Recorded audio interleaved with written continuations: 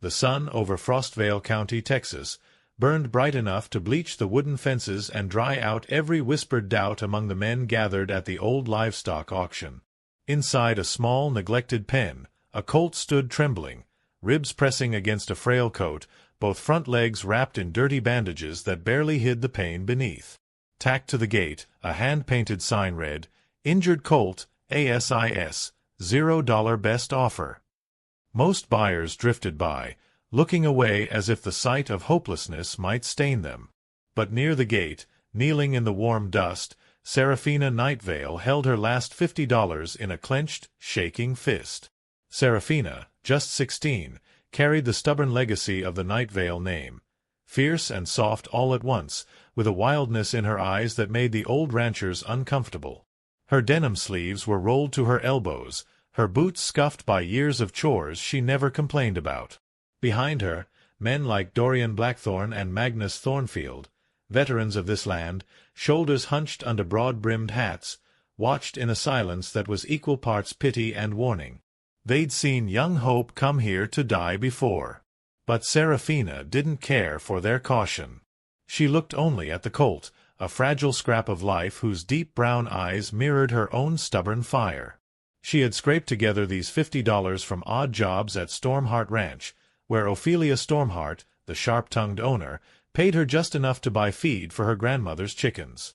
Now Seraphina meant to trade it all on a heartbeat that everyone else had already given up on. Standing behind the fence, Thayer Ravenshade, a stoic man who ran the auction alongside Lucian Darkmoor, crossed his arms and muttered to Ronan Frostvale, "Girl's out o' her mind. That colt's a hole in the ground for her money." Ronan grunted but didn't look away. Something in Seraphina's trembling hands reminded him of the desperate bravery he'd buried deep under layers of frost and old debts. Without flinching, Seraphina rose from her knees, brushed the dirt from her jeans, and stepped forward. She handed the crumpled bills to Dorian Blackthorne, ignoring the weight of their disapproval. Her voice was soft but carried like a promise through the dry air. "He's mine now. He's not done fighting, and neither am I." Dorian shook his head, pocketed the money, and gave her a look that flickered between regret and the faintest spark of respect. As Seraphina opened the gate and the colt limped to her side, Electra Wolfbane and Isolde Bloodwyn, two seasoned horsewomen who had once lost everything to a bad gamble, exchanged a glance behind her back. They both knew that this girl's heart was about to be tested harder than any storm Frostvale County had ever seen. But for now, Seraphina pressed her cheek to the colt's warm neck and breathed a vow that only he would ever fully understand. "You and me, Rusty. We'll prove them wrong." Seraphina Nightveil led the colt, whom she had already named Rusty, despite the rust-colored coat being patchy and dull, through the back gate of Frostvale auction yard just as the sun slipped lower behind the old Thornfield barn. With every hesitant step, Rusty stumbled, head drooping, breath rattling like dry leaves in autumn wind. Each sound twisted Seraphina's heart tighter, but her grip on the frayed lead rope never wavered. She ignored the eyes of the ranchers drifting away, pretending not to care what came next. Dorian Blackthorne and Magnus Thornfield stood near the pickup trucks, hats shadowing their weathered faces. Magnus, always blunt, muttered just loud enough for Dorian to hear, "Mark my words, she'll bury that colt by the end of the week." Dorian didn't answer. Something in Seraphina's steady hands reminded him of a time long buried, when he himself had once bet everything on a horse no one believed would stand. That ghost of memory made him look away before pity softened the lines of his jaw. Back at the Nightveil property, a crooked stretch of land tucked between the old Stormheart fields and the Frostvale Creek, Seraphina led Rusty into the half-collapsed barn. The place smelled of hay dust, oil, and the faint ache of lost years. It was here her mother, long gone now, had taught her how to tend sick chickens, mend a broken fence, and whisper courage to any creature too small to fight alone. Tonight, Seraphina whispered again, her voice breaking against the damp wooden beams, "You're safe now, boy." Safe, but not out of the storm. Hours later, under a flickering lantern, Ophelia Stormheart arrived uninvited, her arms crossed over her chest, mouth ready with scolding. Her boots thudded across the barn floor until she stood behind Seraphina, who knelt beside Rusty's trembling frame, dabbing gently at the colt's wounds with an old rag dipped in warm water. Ophelia's voice cut through the night's hush like a whip. "You stubborn fool! You should have let him go. You can't save what's already halfway gone." Seraphina didn't turn to look at Ophelia. Her fingers kept moving, careful and sure, pressing the damp cloth against Rusty's infected cuts. Behind her stubborn silence, her mind replayed Thayer Ravenshade's harsh laugh at the auction, Lucian Darkmoor's pitiful shake of the head, Ronan Frostveil's quiet murmur that she'd regret this. But regret had no place here. Not tonight. Not while Rusty's heartbeat still answered hers. Outside the barn, the wind whistled through cracked boards. Deep in the darkness, Electra Wolfbane and Isolde Bloodwind waited near the fence, watching over Seraphina like two ghosts from a past she barely understood. They knew she was too young for this fight. But they also knew, sometimes, in Frostvale County, the ones too young to fight were the only ones who ever did. And inside that broken barn, under lantern light and whispered prayers, Seraphina Nightveil made sure Rusty knew he was worth every last dollar she'd ever earn again. At dawn, Frostvale County woke slow and cold. A fine mist crawled from the creek, curling through the broken fence slats of the Nightveil property. Inside the leaning barn, Seraphina Nightveil hadn't slept a minute. She sat cross-legged in the straw beside Rusty, whose breathing was no longer ragged but shallow and stubborn. Every time his flanks shuddered, her heart caught fire and burned with fear she dared not show. She hummed softly, an old lullaby her mother used to sing, hoping the colt believed her warmth was stronger than death's quiet pull. Outside, footsteps crunched on frost-hardened dirt. Seraphina knew that sound. Thayer Ravenshade's boots always carried the weight of bad news. He didn't bother knocking. He pushed the barn door open with the edge of his boot, letting a blade of cold dawn spill over the two fragile figures in the hay. His eyes, gray like a storm cloud no wind could blow away, settled on Rusty first, then on Seraphina's sleepless face. "Girl," he rasped, voice dragging every word like a shovel in gravel, "people are talking. Dorian Blackthorn says you're throwing good sense after bad bones." Seraphina lifted her chin, defiance sharper than her exhaustion. "Dorian Blackthorn can keep his opinions on his own land," she snapped, though deep down she knew Dorian's word carried weight. Too much weight. She brushed her palm over Rusty's cheek, feeling the faint flicker of life there. She couldn't afford doubt. Not now. Not with the barn roof threatening to collapse, the feed store unpaid, and whispers swirling that she was no better than her father, a dreamer who'd run out of luck and rope all at once. Thayer squatted near the colt, sighing at the wounds half-cleaned and half-festering. "Ophelia Stormheart says you're making yourself a ghost for nothing. Lucian Darkmoor and Ronan Frostveil already bet he won't last the week." He didn't say it to wound her. He said it because he'd buried more than one colt himself when mercy was kinder than hope. He expected Seraphina to cry or curse him, but she did neither. She just stared at him, eyes hollow from no sleep, no food, but too bright to be empty. From the far end of the field, Isolde Bloodwind appeared, her long coat flapping like a shadow. She called out without stepping inside, voice slicing through the winter hush. "Seraphina, there's trouble coming. Magnus Thornfield wants your grandmother's land. Says if you're too broke to feed yourself, you're too broke to keep this colt alive." She paused, letting the cruel truth hang between barn boards already brittle with old secrets. Seraphina's hands tightened on Rusty's lead rope. She knew what Magnus Thornfield's threats meant. A lost colt was just the beginning. If she failed here, they'd lose everything. The farmhouse, the cracked creek fence, her mother's rosebush still blooming wild by the back porch. And yet, when she looked at Rusty's blinking eyes and felt his fragile heartbeat whispering fight, she knew. Giving up wasn't an option. Not for him. Not for her.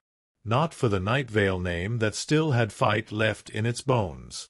By late afternoon, Dark clouds gathered above Frostvale County as if the heavens themselves carried the weight of Seraphina Nightveil's worries. She stood outside the barn, sleeves rolled, sweat dripping down her temples despite the chill. Inside, Rusty dozed on fresh straw she'd borrowed on credit from Lucian Darkmoor's supply shed. Each breath the colt took gave her courage she hadn't known she owned. But outside these thin barn walls, trouble clawed at her door like a hungry wolf. A rusty blue pickup rumbled up the gravel path, stirring dry leaves into ghostly whirlwinds. Ophelia Stormheart climbed out, coat billowing, eyes sharp enough to cut stone. She didn't waste words on greetings. "Seraphina, you need to listen for once in your life.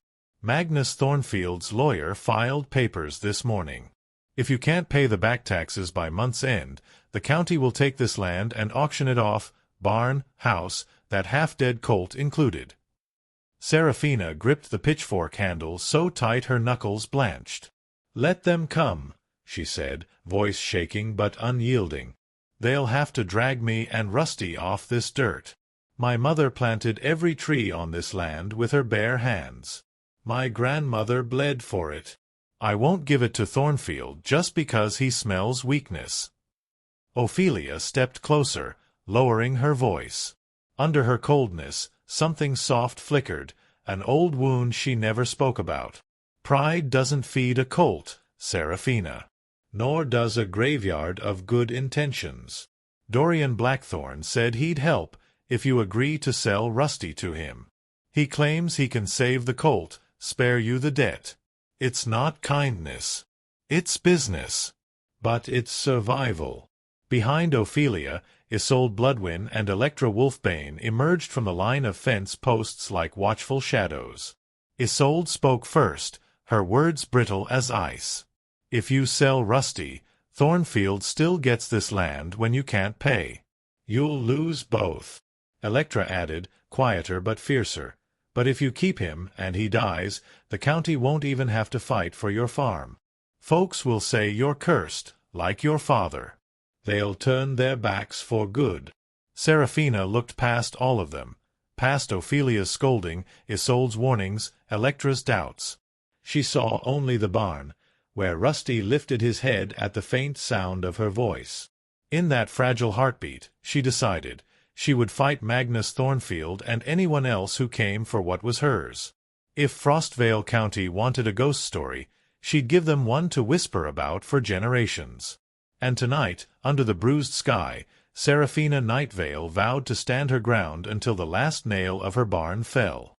The next morning, frost painted the old fence posts silver, but inside Seraphina Nightveil's chest burned a fire that no winter could freeze. She stood on the porch of the creaking farmhouse, an old notebook clutched tight to her ribs. In that battered notebook were receipts, unpaid tax warnings, and her mother's handwritten notes on the Nightveil land boundaries.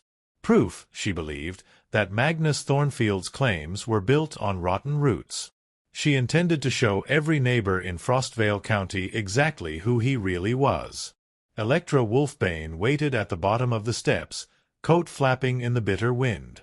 She had come before dawn, uninvited as always, but loyal in ways Seraphina hadn't expected.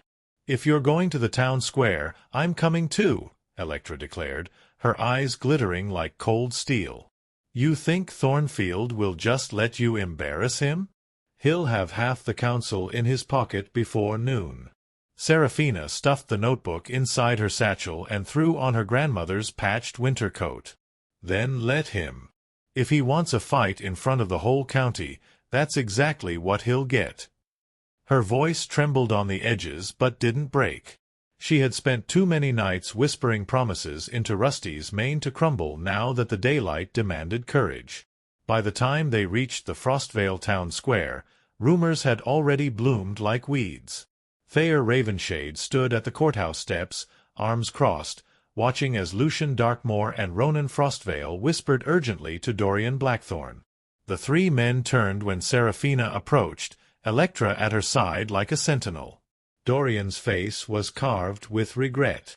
"Seraphina, this won't end how you think. Thornfield's money talks louder than your truth." Seraphina ignored him and climbed the steps, planting her boots squarely on the courthouse stone. She pulled the notebook free, its torn edges flapping in the wind like a battle flag. Her voice cut through the cold air, clear enough for even the most skeptical ranchers to hear. Magnus Thornfield wants this land because it holds water rights he can't buy. He'd see my colt dead and my grandmother homeless to get it. But I have proof, and I have every intention to show it to every soul in Frostvale. A hush settled over the square as Ophelia Stormheart and Isolde Bloodwind slipped through the gathering crowd, standing just behind Seraphina like silent pillars. Even the wind seemed to pause to listen. For the first time in her life, Seraphina didn't feel like a reckless girl clinging to broken dreams. She felt like a storm no man, not even Magnus Thornfield, could hold back. And deep inside, she knew Rusty's fight for life had become hers too, a battle for truth, for legacy, and for a home no threat could steal without a war. Frostvale's town square had never held its breath for a girl like Seraphina Nightveil before, but that morning, under a sky heavy with iron-gray clouds, every pair of eyes seemed pinned to her as if she alone could rewrite the county's old rules. At the edge of the crowd, Magnus Thornfield finally stepped forward, his long coat sweeping the cold wind behind him like the tail of a black vulture. His smile, thin and polite, made Seraphina's skin crawl. "Well now, Miss Nightveil," Magnus drawled, voice sweet as poison, "stirring up a fine bit of gossip, aren't we? Careful now. False accusations can cost more than back taxes." His eyes flicked to the notebook clutched in Seraphina's raw hands, then to Electra Wolfbane, who stood bristling like a guard dog ready to tear out his throat. Seraphina's voice quivered just once before finding iron beneath the fear. "I have every receipt, every deed my mother signed before she died. You think you can scare me into silence? You'll have to drag me to court and bury me next to my father first." The crowd rippled with whispers. Some leaned closer, others shook their heads, torn between old loyalties and new truths. Behind Magnus, Ronan Frostvale shifted uneasily, his jaw tight. For weeks, he'd watched Seraphina fight alone, and for weeks he'd told himself not to get involved. But now, something about Magnus' smug grin scraped at the piece of him that still remembered what it meant to stand for what was right. He stepped closer to her, lowering his voice just enough.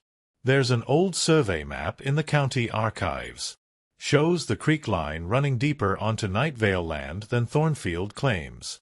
If you can get it, it'll bury his case." Seraphina met Ronan's eyes, searching for lies but finding only quiet resolve. "Why tell me now?" she asked, suspicion wrestling with desperate hope. Ronan glanced at Magnus, then back at her. "Because I'm tired of watching him bleed this county dry while good people break themselves trying to survive.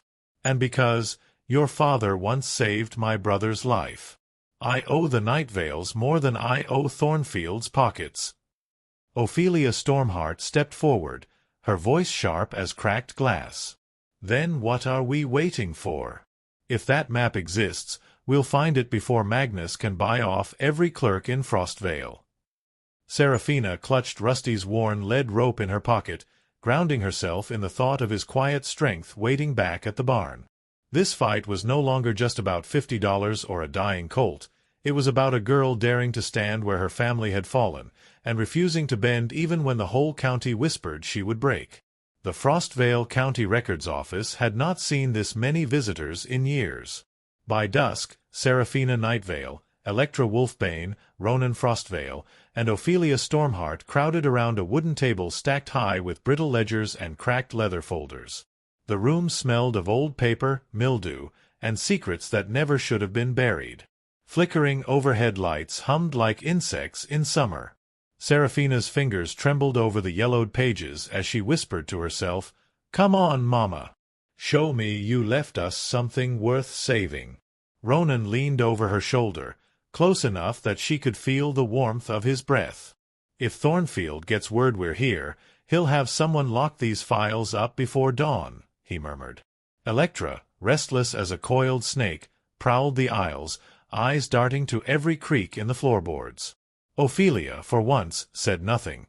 Instead, she sifted through dusty folders with a surgeon's precision, her sharp eyes missing nothing. Hours bled into each other until the courthouse clock struck 11. Seraphina's back ached, her vision swam, but she refused to stop. Somewhere deep in the stack, under an old property ledger stamped 1964, a folded, brittle survey map slid free. Her heart slammed so hard against her ribs she thought everyone in the room must hear it. She spread it flat on the table, her breath catching as ink lines revealed the truth. The creek cut straight through Nightveil land, water rights Magnus Thornfield could never legally claim. Before she could even grin, the door at the end of the hall slammed open. Thayer Ravenshade's boots echoed down the wooden floor, each step deliberate. He held his hat in one hand, his eyes grave under the courthouse lamps. "Seraphina," he said, voice heavy as winter frost, "you better come home." "No." "Rusty's worse. Ethel May sent word. The colt's down and won't rise. If you want to say goodbye, this is the hour." The paper beneath Seraphina blurred as tears swelled hot and wild. She pressed the map to her chest, feeling it crinkle against her heartbeat. For weeks she'd fought so hard she'd forgotten how close death still hovered in her barn. Ophelia grabbed her shoulders, voice firm. "Go." "We'll handle Thornfield tomorrow. This fight waits." "Rusty won't." Outside, the night bit at Seraphina's cheeks as she and Ronan ran to his truck, the map clutched safe inside her coat. Every mile back to Nightveil land felt like a prayer and a punishment at once. In her mind, she repeated the only promise that mattered now. "Hold on, Rusty. I'm coming. You and me, we're not done yet." Ronan Frostveil's old truck roared down the winding county road, bouncing over ruts and loose gravel. Seraphina Nightveil sat pressed against the passenger door, clutching the precious survey map inside her coat as if it were her own heartbeat. Every bump in the road jarred her raw nerves, but all she could think of was Rusty, the way his breath had rattled under her hand, the warmth of his flank growing weaker each night. Now, if she was too late, the map would mean nothing. The land would mean nothing. She would have failed him, the last thing that truly depended on her courage. They skidded into the Nightveil driveway, headlights slicing through the heavy fog rolling off Frostveil Creek. Shadows clustered near the barn. Electra Wolfbane, Isolde Bloodwind, and even Thayer Ravenshade, who rarely stepped onto anyone's land unless death or debt demanded it. As Seraphina leapt from the truck, Ophelia Stormheart appeared from the barn door, her coat thrown over her shoulders like a cloak of war. Her eyes met Seraphina's, and for once there was no scolding, only raw worry. Inside the barn, the air was thick with the sour tang of sweat and infection. Ethel May Nightveil knelt beside Rusty's trembling body, her gnarled hands stroking his muzzle, whispering prayers into his flicking ear. Seraphina dropped to her knees beside them, tears slipping silent as she pressed her forehead to Rusty's neck. His breathing was shallow, but his eyes fluttered open at her touch, two fragile sparks in the deep dark. "I found it, Rusty. We did it," she whispered, voice cracking. "I've got proof they can't steal this land. And you have to stay. Please. Just a little longer." Her words tangled in the steam of his labored breath, binding them like a promise that only life or death could break. Ethel May laid a hand on her granddaughter's back, her voice low and steady. "Sometimes, child, it ain't up to us. But sometimes they stay because they know you're not ready to let them go." Outside, the gathered neighbors watched in uneasy silence as Magnus Thornfield's black car idled at the end of the driveway. He had come himself this time, flanked by Dorian Blackthorne and Lucian Darkmoor, hoping to strike when grief broke Seraphina's fight. But Electra and Ophelia stood at the gate, shoulders squared, blocking his path. The rumor spreading now was that the Nightveil girl had found the map, and if she survived this heartbreak, she'd take Thornfield down for good. Rusty shuddered, a sound caught between a cough and a cry, and for one breathless second Seraphina feared she'd feel him go still. But instead, his ear flicked again, his eyes finding hers, stubborn and alive. She gripped his halter and whispered, fierce as a battle hymn, "You're not leaving me tonight, boy. You and me, we fight. And tomorrow we fight them all." Dawn broke cold and sharp over the Nightveil farm, washing the frostbitten ground in pale gold. Inside the barn, Seraphina Nightveil hadn't slept. Her head rested against Rusty's neck, feeling the slow but steady rise and fall that had become her heartbeat too. Through the cracked boards, she heard the first murmurs of voices gathering at the gate. Today, Magnus Thornfield would come demanding answers. Today, she would give him none, only a fight. Outside, Electra Wolfbane and Isolde Bloodwind stood shoulder to shoulder with Ophelia Stormheart. Each woman had sworn to guard the Nightveil gate like a fortress. Beside them, Ronan Frostvale and Thayer Ravenshade checked their old hunting rifles, not for violence, but to remind Thornfield that this time no silver-tongue or bribed clerk would turn the tide. The entire road from the county lane to Seraphina's barn was now lined with neighbors whispering that the Nightveil girl had done what none of their fathers had dared. Magnus Thornfield's black sedan glided up the drive, tires crackling on the frost.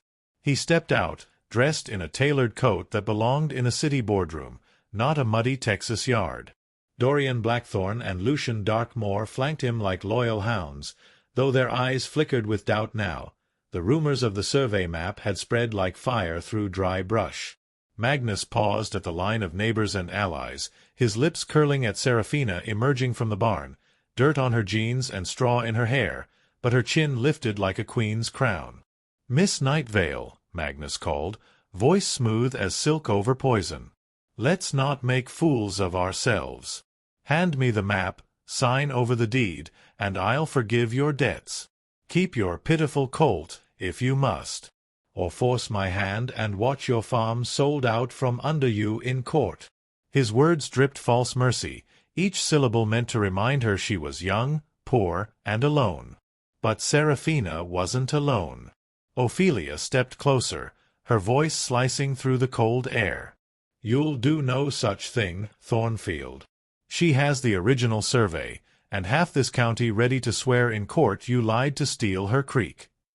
Murmurs rippled through the crowd.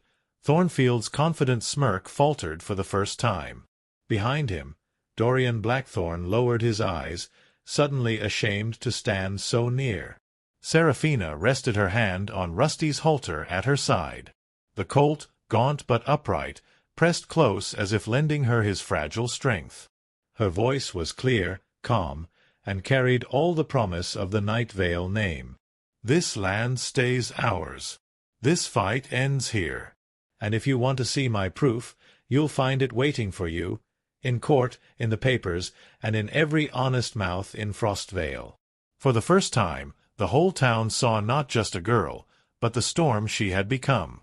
When the county court met 2 weeks later, Frostvale's old courthouse could barely hold the bodies crammed shoulder to shoulder, each eager to see if a girl with a broken-down colt could stand against Magnus Thornfield's empire. Seraphina Nightveil sat in the front row beside Ethel May, her grandmother's frail hand wrapped tight around hers. On the table before them lay the survey map, unfolded for all to see, its faded lines striking harder than any lawyer's words ever could. Ophelia Stormheart and Electra Wolfbane stood behind her, twin pillars of quiet fury should Thornfield try to twist the truth. Ronan Frostvale leaned against the back wall, arms crossed, watching Thornfield's lawyer sputter excuses that cracked like thin ice under heavy boots. Dorian Blackthorn, once Thornfield's silent ally, now sat on Seraphina's side, the final blow to Magnus' crumbling power. One by one, the judge called witnesses. Thayer Ravenshade testified first, voice gruff but certain, that the creek had always belonged to the Nightveils. When it was over, the gavel struck like thunder. The judge's words fell clean and final. The Nightveil land would remain in Seraphina's family, free from Thornfield's claims. A ripple of relief and quiet triumph swept the courtroom. Some wept openly, remembering how her father had lost everything to the same man now forced to bow before a girl too stubborn to break. Outside the courthouse, Frostvale's winter sun warmed Seraphina's tear-streaked face. She turned to the crowd, finding Electra's fierce grin, Ophelia's nod of respect, and Ronan's quiet pride. Ethel May, leaning on her cane, looked smaller than ever but brighter, as if this victory had peeled years off her frail shoulders. "You did what your father never could, child," Ethel whispered. "You reminded them Nightveils don't bend. We stand." Back at the farm that evening, Rusty lay on a bed of fresh hay, his eyes brighter than they had been in months. Seraphina brushed his coat slowly, whispering secrets and apologies for every doubt she'd ever let slip. Each gentle breath he took was a testament to her promise, life when all expected death. Ethel May watched from the barn door, humming an old lullaby that floated through the beams like a prayer. As dusk painted Frostvale in gold and lavender, neighbors gathered under the oak tree out front, offering feed bags, new fence posts, and warm words that cost nothing but meant everything. Seraphina stood on the porch, hand resting on Rusty's halter. The fight had scarred her in ways no one could see, but it had also carved her stronger. This land was hers now, not just by blood, but by grit, proof, and a colt who refused to die because she refused to give up. Frostvale would talk about this winter for generations. How Seraphina Nightveil, with $50 and a dying horse, outlasted a man who thought money could bury truth. And when neighbors passed her fence line, they'd see Rusty grazing in the sun, a living reminder that sometimes the fiercest storms are born in the quietest hearts.